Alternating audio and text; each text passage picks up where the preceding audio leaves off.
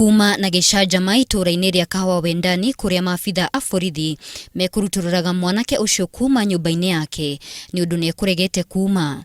Maabitha acio mahũthĩrire tear gas kũmũrutũrũra.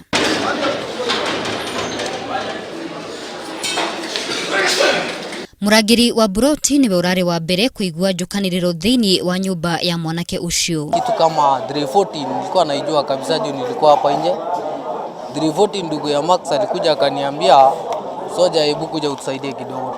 Tukajaribu kuingia hivi, tukaenda kujaribu kupiga kona hivi, jamaa ametuamukia na kisu, tukatoka nje. Kurerikana ati Ochieng na Vinalis ni makoretwo na ndugu kwa ihinda na mwiritu ucio ararikirie mathomo ma university ica ikuhi. Ni aronekaga guku agacoka agathie agacoka ningi agacoka ugo tutiramenya wega kana ari mutumia wa mburi kana ari muhiki. No ndaika mwisho ira aracokire na ara graduate ona ndanirite wiki kuria KU no gwa kororagwo. Ochieng arathecangire mwiritu ucio na kahiu na aramuraga.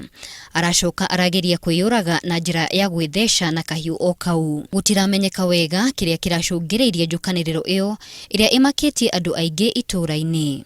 OCPD wa Ruiru Isaac Thuranira ni ekirite mukonde uhoro ucio na kuiga uthuthuria ni urathi na mbere. Alikuwa amemfunga kwa kitanda. Baada ya kumuua, alikuja kuzuia polisi siweze kuingia ndani, akitupa machupa, na pia alikuwa anakamata ile kisu alikuwa ameua hiyo mshana naye. Baadaye kwa usaidizi tukitumia tear gas na mashima moto tuliweza kumfikia mahali alikuwa amefichana na tukamkamata. Saa hii amepelekwa Ruiru Police Station.